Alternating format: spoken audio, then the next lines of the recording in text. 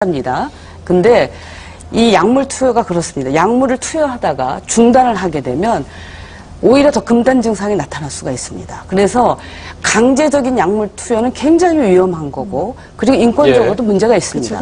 그래서 효과도 없습니다. 그래서 화학적 거세를 우리가 꼭 해야 된다고 하면 이 부분이 형벌적인 차원이 아니라 사후에 형을 살고 나온 범죄자들에 대한 사후의 치료 관리. 그러면 그 나이를 지금 제한하는 것에 대해서 이제 16세 미만의 아동을 좀 더 확대를 해서 전 그 연령층과 무관하게 이 치료를 가능하게 하자는 아이디어는 어떻게 생각하십니까? 뭐 그거는 저는 크게 그건 문제가 되는 것이 아니다. 본인의 동의와 그것이 적합한 것인가.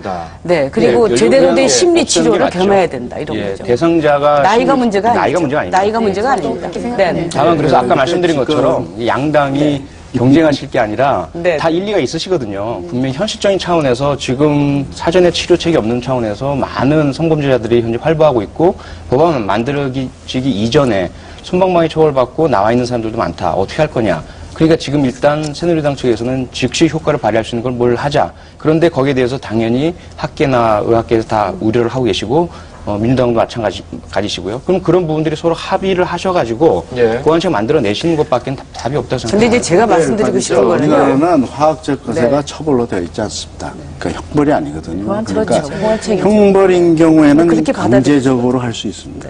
법적 책임을 묻는 것입니다. 그러나 지금은 처분 형태로 되어 있기 때문에 결국은 본인의 동의가 필요하고 화학적 거세를 도입한 많은 국가들이 다 본인의 동의를 필수 요건을 하고 있습니다. 그뿐만 아니라 그나마 우리나라는 지금 전문가의 판단이나 전문가의 진단을 받도록 되어 있는 이런 형식적인 요건화되어 있지만 거기는 국가건강위원회라든지 특별위원회에서 승인을 얻어야 됩니다. 그러니까 굉장히 어려운 절차를 거치도록 하고 있습니다. 그렇기 때문에 우리가 단순히 그만 가지고 했다가 잘못하면 위헌 소송 걸려버리면 위헌으로 결정날 가능성이 많습니다. 근데 제가 원래 이 법안이 제안될 때에도요, 사실 본인의 동의를 전제로 해서 제안이 됐었죠. 그런데 이게 뭐 사건이 일어나고 하면서 완전히 그것도 빠져버리고 이렇게 되는 이 법 제정의 현실이 사실 굉장히 인기 영합주의고 어떤 이렇게 끓는 분노를 이렇게 잠재우는 식으로 된다는 염려를 많이 합니다. 그러면 여쭤볼게요. 예컨대 범죄자가 나 어떤 치료도 받고 싶지 않다. 나는 이대로 그냥 가고 싶다라고 할 때 그 범죄자에 대해서는 처벌 외에 다른 방법은 강구할 게 없을까요?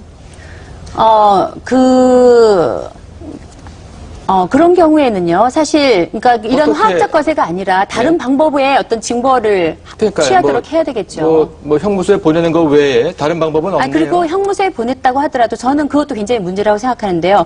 거기에 가서 교도소에 있는 그 기간 동안에 뭘 하고 나오냐는 거죠. 그러니까 교육도 안 받겠다. 나 그냥 형 살고 나가겠다라고 교육은 안 받겠다라고 했을 때 교육은 사실 시켜야 되는 거죠. 교육까지 그걸 본인의 동의를 얻어서 해야 된다고는 생각하지 않습니다. 바로 지금 질문하신 그게 아까 제가 이제 유형을 얘기를 했는데요. 사이코패시가 있는, 소위 말해서 양심이 전혀 없고 아주 강폭한 그런 성향과 더불어서 성범죄가 있는 사람들의 특징입니다.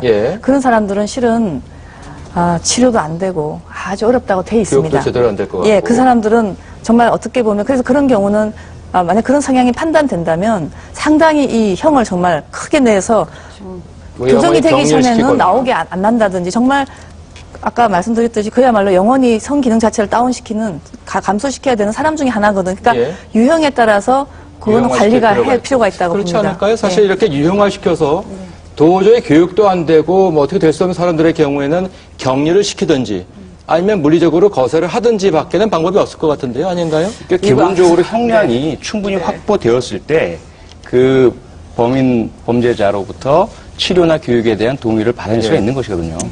자, 그래서 지금 잠깐 전화가 너무 많이 걸려와서요. 자, 좀 약간 연결하고 토론 이어가도록 하겠습니다. 첫 번째 전화 연결해볼까요? 여보세요? 안녕하십니까? 여보세요? 여보세요? 네, 전화 연결됐습니다. 안녕하십니까? 예, 안녕하세요. 어디 사신 누구신지요? 예, 강원도 태백시에 사는 정은선이라고 합니다. 예, 전화 감사합니다. 말씀하십시오. 예, 저는 인권 침해에 대해서 말씀을 하셔서 그 부분에 대해서 말씀을 드리고 싶어서 전화를 드렸습니다. 예. 그 두 토론자분들께서 재범에 대해서 말씀을 하셨는데 재범이라는 그 자체가 형을 살고 나와서 다시 나오면 이제 다시 그 또 같은 범죄